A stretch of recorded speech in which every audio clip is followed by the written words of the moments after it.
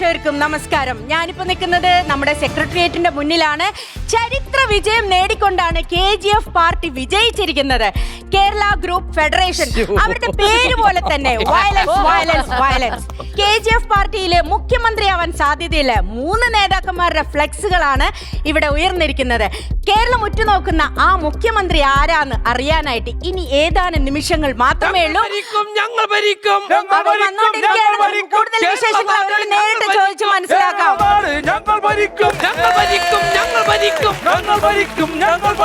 കേരള നാട് ഞങ്ങൾ ഭരിക്കും, കേരള നാട് ഞങ്ങൾ ഭരിക്കും, ഞങ്ങൾ ഭരിക്കും, ഞങ്ങൾ ഭരിക്കും, ഞങ്ങൾ ഭരിക്കും, ഞങ്ങൾ ഭരിക്കും, കേരള നാട് ഞാൻ ഭരിക്കും.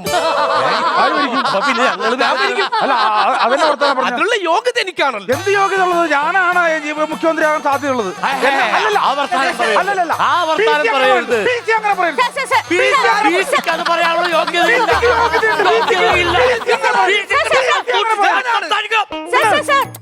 വഴക്കുണ്ടാക്കല്ലേ?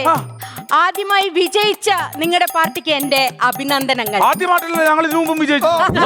അതെനിക്കറിയാം. ഞാൻ എന്റെ ഭാഗത്ത് നിന്ന് ഒരു അഭിനന്ദനങ്ങൾ അറിയിച്ചതാണ് സാർ. പിന്നെ നിങ്ങൾ ഇങ്ങനെ തല്ലുകൂടുമ്പോ ഇത് മൊത്തം ജനങ്ങൾ കണ്ടോണ്ടിരിക്കല്ലേ, അവര് പ്രതികരിക്കും. അല്ല, അത് ഞങ്ങൾക്ക് വിഷയമല്ല. ജനങ്ങൾ എന്ത് പ്രതികരിക്കാൻ? ജനങ്ങളോട് ഞങ്ങൾ വോട്ട് ചെയ്യണമെന്ന് പറഞ്ഞവരെ ഞങ്ങൾ വോട്ട് ചെയ്തു. ഞങ്ങൾ വൻപിച്ച ഭൂരിപക്ഷത്തോടെ വിജയിച്ചു. ഇനി ജനങ്ങൾക്ക് ഒരു റോളും ഇല്ല. ഞങ്ങൾക്കാണ് റോള്, ഞങ്ങൾക്കാണ് റോള്. ഞങ്ങൾ മുഖ്യമന്ത്രി ആണോ ഞങ്ങൾ തീരുമാനിക്കും. 5 വർഷം സഹിച്ചിരിക്കുക ജനം, 5 വർഷം ജനം സഹിച്ചിരിക്കുക.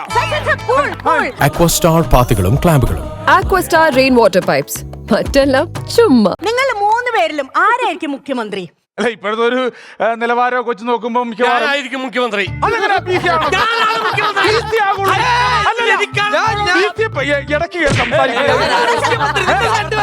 അങ്ങനെ പറയില്ലേ? സാർ, നിങ്ങളൊരു ടീമല്ലേ? ഞങ്ങളൊരു ടീമാണ്. ഞങ്ങൾ തമ്മിൽ ഒരു പ്രശ്നമില്ല. ടീം ഞാനാകും മുഖ്യമന്ത്രി. CC ആണ് മുഖ്യമന്ത്രി. CC അല്ല, CC അടഞ്ഞിരിക്കുന്നു. 40 വർഷമായില്ലേ കുപ്പായം തേപ്പിച്ച് നടക്കുന്നു. CC അടഞ്ഞു. എനിക്കാണ് യോഗ്യത. അതിനുള്ള എന്റെ യോഗ്യത എന്താന്ന് വെച്ചാൽ എനിക്ക് ജീവിതത്തിൽ ഒരു ശത്രുക്കളും ഇല്ല എന്നുള്ളതാണ്. അല്ല, അതെങ്ങനെ ഉറപ്പിച്ച് പറയാൻ പറ്റും? അവരൊക്കെ ചത്തുപോയി. അതാണ് പറഞ്ഞത്. സീനിയോറിറ്റി എനിക്കാണ്. അതുകൊണ്ട് ഈ CC ആണ് മുഖ്യമന്ത്രി. അതെങ്ങനെയാകും CC? നിങ്ങൾ അടഞ്ഞിരിക്കുന്ന സാധനം നിങ്ങൾ അവിടെ നിർത്തൂ. ഞാൻ VC ആണ്.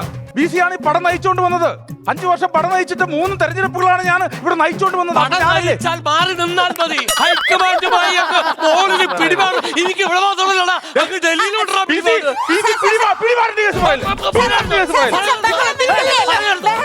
നിങ്ങളൊരു ടീമല്ലേ? ഞങ്ങളൊരു ടീമാണ്. ടീം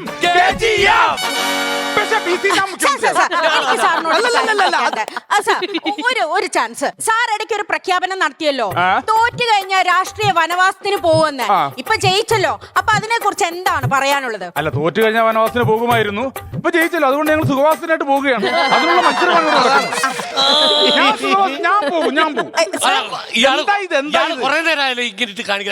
അല്ല ഏട്ടൊക്കെ തലക്കൊരു ചെന്നിക്കുത്ത്. കുറെ നാളെ കുത്തുന്നുണ്ട്. മുഖ്യമന്ത്രി ഞാനാണ് മുഖ്യമന്ത്രി. നിങ്ങൾ ആരും അതിനു വേണ്ടി കച്ച കെട്ടി ഇറങ്ങണ്ട. ബഹളം വെക്കല്ലേ. എനിക്ക് സാറിനോട് ഒരു കാര്യം ചോദിക്കണ്ടേ? അതായത് സാറിന് ഹൈക്കമാൻഡിൽ വലിയ പിടിപാടാണല്ലോ. ഹൈക്കമാൻഡിന്റെ മെയിൻ കമാൻഡ് ആരാണെന്ന് അറിയാമോ? ആരാ സാർ? അതൊക്കെ വഴിയെ തെളിഞ്ഞോളും, വഴിയെ മനസ്സിലാക്കും. എന്തായാലും ഹൈക്കമാൻഡിന് നിങ്ങൾ 3 പേരും പ്രിയപ്പെട്ടവരാണ്. അപ്പൊ ഈ ഹൈക്കമാൻഡ് എങ്ങനെയാണ് നിങ്ങൾ 3 പേരിൽ നിന്നും ആ മുഖ്യമന്ത്രിയെ തെരഞ്ഞെടുക്കുന്നത്? ഇത് എന്ന് പറഞ്ഞു കഴിഞ്ഞാല് ഒരു കസേരക്ക് വേണ്ടിയുള്ള ഒരു പിടിവലിയാണല്ലോ അവിടെ നടക്കുന്നത്.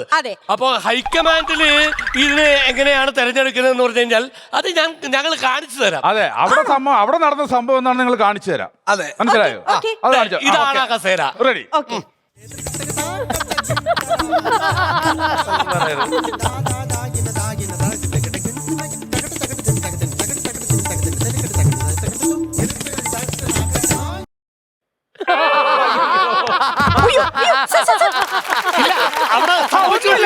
അവിടെ നടന്ന സംഭവങ്ങൾ ഞങ്ങൾ കാണിച്ചു. ഹൈക്കമാൻഡ് എന്ന് പറഞ്ഞ ഇതാണ് ഹൈക്കമാൻഡ്. വഴി മുടക്കല്ലേ കുട്ടി, വഴി മുടക്കല്ലേ, ഇത് ജീവിത പ്രശ്നമാണ്. ഓടാനുള്ള ആരോഗ്യത്തില്ല.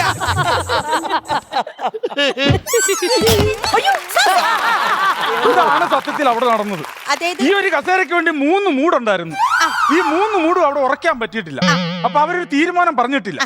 ഇത് കണ്ടിട്ട് ജനങ്ങൾ പറഞ്ഞത് ഈ 3 മൂടിനെ ഒഴിവാക്കിയിട്ട് ഒരു മൂട് കപ്പ പറിച്ചു വെച്ചിരുന്നെങ്കിൽ ഞങ്ങൾക്ക് അതുകൊണ്ട് ഗുണമുണ്ടായെന്നാ പറഞ്ഞത്.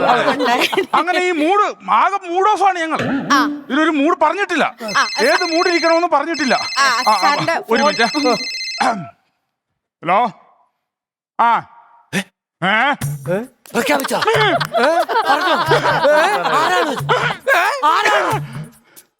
ഓക്കെ. അതെ, ഒരു മിനിറ്റ് മാറി നിൽക്കണേ. ഞങ്ങൾ കാര്യം പറയാം.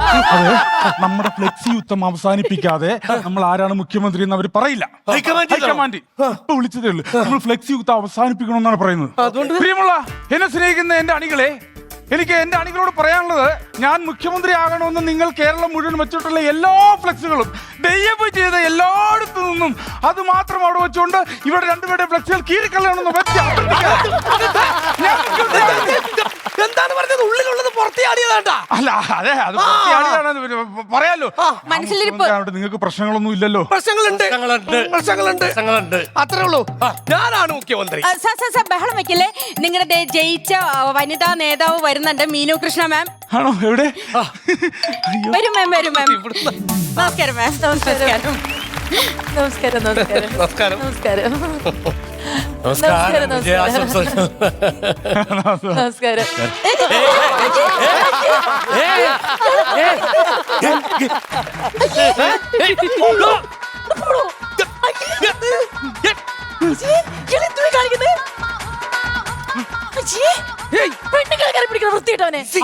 ഞാൻ പിടിച്ചില്ലല്ലോ സാർ. ഇവിടെയുള്ള ക്യാമറ മൊത്തം പിടിച്ചിട്ടുണ്ട്.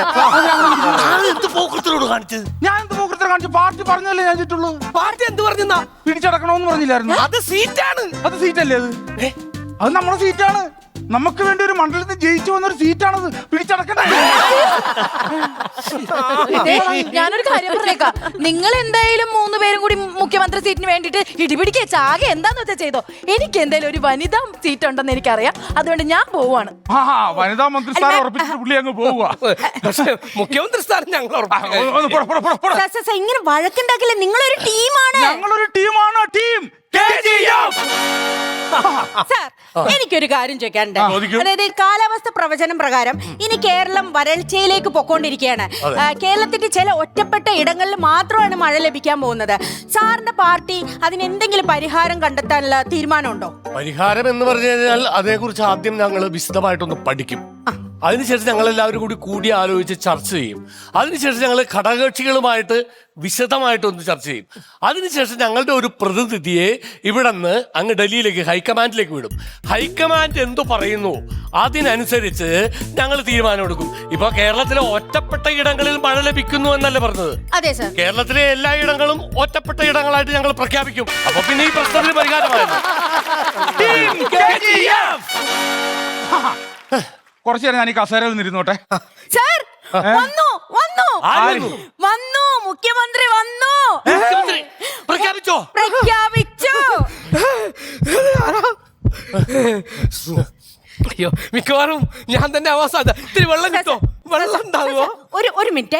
എത്ര ശതമാനം ഉറപ്പുണ്ട്? എനിക്ക് 100% ഉറപ്പാണ്. 40 വർഷമായി ഞാൻ ആ കുപ്പായം തയ്പ്പിച്ചോണ്ട് സീനിയോറിറ്റി. അതെ അതെ.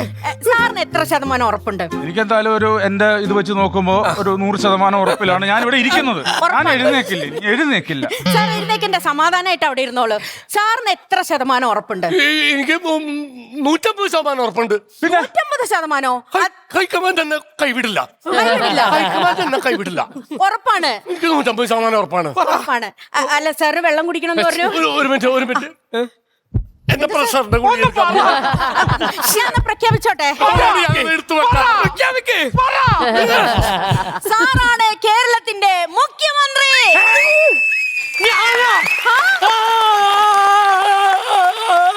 എന്റെ ഹൈക്കമാൻഡ് മുത്തപ്പ, അവസാനം നീ എന്നെ കൈവിട്ടില്ലല്ലോ.